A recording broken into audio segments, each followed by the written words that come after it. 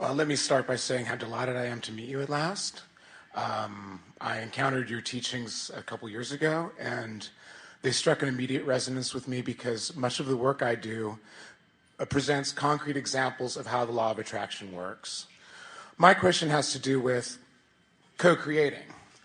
You've alluded a couple of times to events happening on the world stage, and although in my many travels outside of the United States, I've never encountered anything but warmth, friendship, and love from the people I've encountered, I feel as though our leaders are trying to create fear and distrust in us for groups of people who live abroad.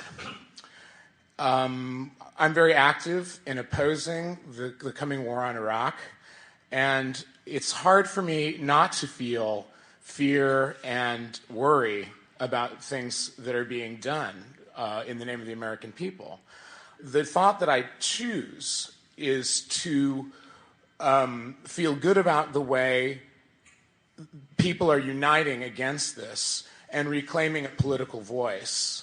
But I just wanted to know if you had any thoughts that would be useful in that form of co-creating, in trying to counter things that others are doing in our names that we do not approve of. Well, there is so much that you are bringing to the forefront here, and we're going to start at the outer edge and then work our way back to the central issue that you feel is the issue. We want to start with the idea of the path of least resistance. And so you hold a thought, and let's say you've been practicing it for a while, that says, while I am a citizen of this nation, I'm really a world citizen.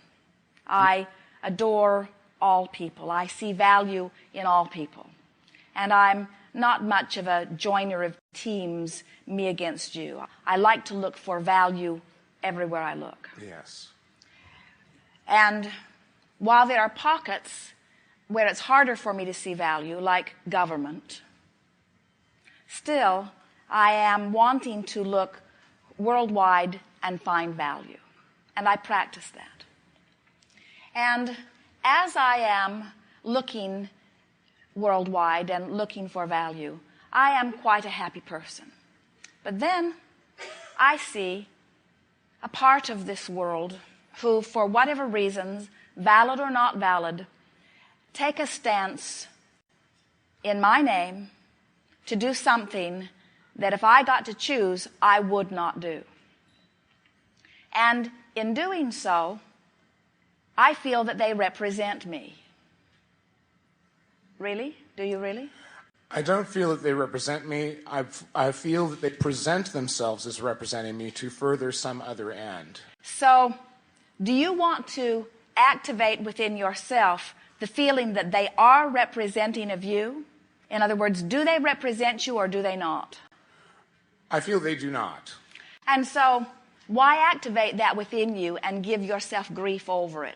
It's a very justified reason. You do it to justify the place that you stand. Now, when you escalate a thought that makes you feel negative emotion in order to justify where you stand, and in doing so, you disallow all of the resources that would be flowing through you otherwise, you disempower yourself, and it's easy to feel as if they have taken your power from you. Because if they weren't doing what they were doing, you would not feel like that. But it's important to recognize that they cannot make you feel any way, that you can massage this into a way where you feel less resistant, and that's always what we encourage. When you are in utter alignment with who you are, when you truly understand that you are a physical extension of source energy, and you choose thoughts deliberately that keep you consistently aligned with that which is pure non-physical energy, you don't find anything that easily gets you disconnected from who you really are. And that is what we would call the ultimate choice of thought that ultimately take you to that place of non-resistance or that place of most allowing. In other words, you'd have to thrive under any and all conditions. But the teacher in you, who knows that while you could get there, is still worried about all of the others that don't know how to get there. And so you're sort of wanting to give them a shorter path to it. Esther noticed and commented to Jerry that while she, with every fiber of her being, is opposed with the idea of taking those bombs and laying them on that city where innocent people, which includes all of them, we might add, would be negatively impacted. And as you have said, she had a hard time not thinking about the subject because it's happening all around. So one day, she put it on the universe's side of the placemat. And she felt relief in doing that. And then within a couple of days, she began seeing the peace marches. And she began feeling relief when more voices were expressing what she felt. And then that bothered her, because it felt to her that a resistant thing was her path of less resistance. In other words, I feel better now that others are joining me in speaking out about how they feel. And then she said, Abraham, why do I feel better? I'm clearly taking a resistant stance. In other words, I've clearly joined, at least vibrationally and at least in spirit, the protesters. I've clearly joined them. So why does my thought of protest give me some relief? Because isn't relief only supposed to come from connecting with who I really am? And we said, all you did was find the thought that felt better. In other words, if your intent is to justify your position, then anything that justifies your position for a while is going to feel like your path of least resistance. But if you become one who is reaching always for your connection to Source, then that protest, no matter how good it feels under those conditions, will never feel good. So the way you feel is always predicated upon how clearly you have defined your real intent and how closely aligned that real intent is with who you really are, you see. Yeah. Does that make sense? Oh, yes. Indeed, in the marches, in the hanging of posters and handing out of flyers, in the letters that I've written to officials here and in France and wherever, I immediately feel a sense of ease. Because it feels to you like you're doing something. It feels to you like you're being heard. In other words, what you said to us was, actions are being taken on my behalf that are not actions that I would take. And so then you said, I will offer my own actions. And when you began offering your own actions, it was like saying, see, these are my actions. Those do not represent my actions. These are my actions. It was your way of aligning you with you. It's helpful to realize that you cast a vibrational vote. And it's helpful to realize that from the perspective that you hold, when you shoot rockets of desire from your clear position, Source energy hears that.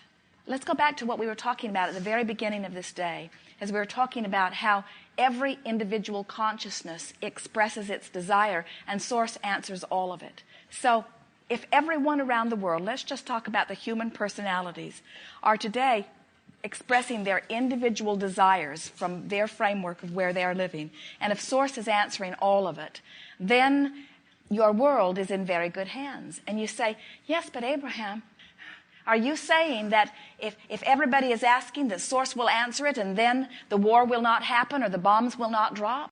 And we say, everything comes through the path of least resistance. And so as those bombs start falling, it means that the vibration of mass consciousness is more about that than about the other. And the protesters don't mean to do it, but they escalate the bombs dropping every time they put up a poster that says, no bombs, please. That is the dilemma. And, I think about this throughout all of the activity, knowing that focus on a war, even in opposition, draws attention to it. And I myself try to look past that to the community that is being formed against it, and what good can come out of the common desire for peace. As protest, or let's call it as being for the opposite of war, begins to surface and gel within mass consciousness, do you think that the majority of people that are joining the march are joining it from a real sense of injustice happening to the people in Iraq? Or do you think that most people are using that as their excuse to push against something that feels more personal to them? In other words, from your own experience, would you say that your wanting to protest the war is because you have taken yourself to the streets of Iraq mentally and have assumed that place and are speaking on their behalf? Or is there some other message that you are feeling that your protest is helping you to amplify? In other words, is the war and the protest serving you in some way too? My strong feelings about the subject go beyond this particular conflict. Let me put it this way. I do not feel that we adequately appreciate the value of all the variety of societies, individuals, plants, resources. I feel that everything that is here is what we have to work with to find happiness, to create beauty, enjoyment, and to destroy any part of that is wrong.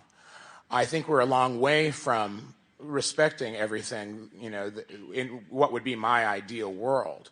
But that's the vision that I keep in front of me as I go through this. As you or Esther or anyone pushes against what your government proposes, you do so as you carry your banner of feeling that there is injustice. In other words, you've said things like, they're speaking on my behalf and they're not speaking what I would speak. And so in the same way that they are taking action against a country for reasons that you do not feel are valid, you are protesting against them for reasons that we do not feel are valid. In other words, everybody's sort of using somebody else as their excuse to be disconnected. And we don't think joining forces in pushing one more time against something is going to put any of you back into your alignment, which is what all of you are ultimately reaching for. We have enjoyed this interaction.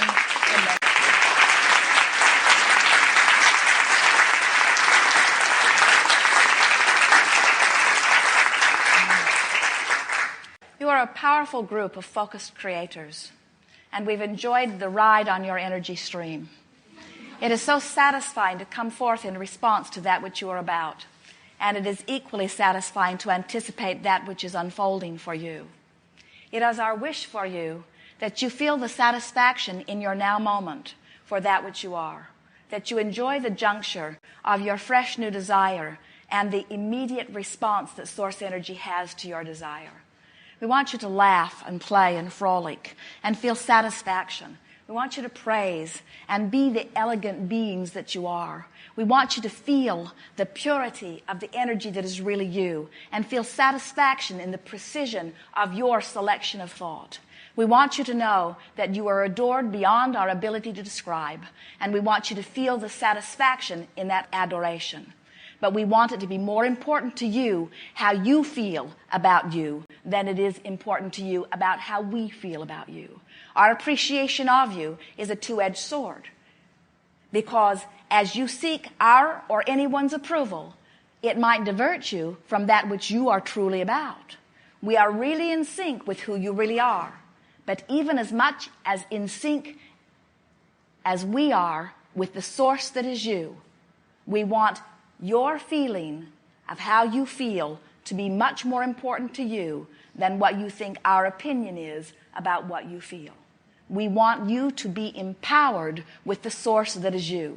And the only way that you will ever get there is by saying and really meaning, nothing is more important than that I feel good. Nothing is more important than that I practice the thoughts that causes the resonance within me that lets me feel the harmony of my leading edge physical perspective with the source energy that is truly me. There is great love here for you. We are complete.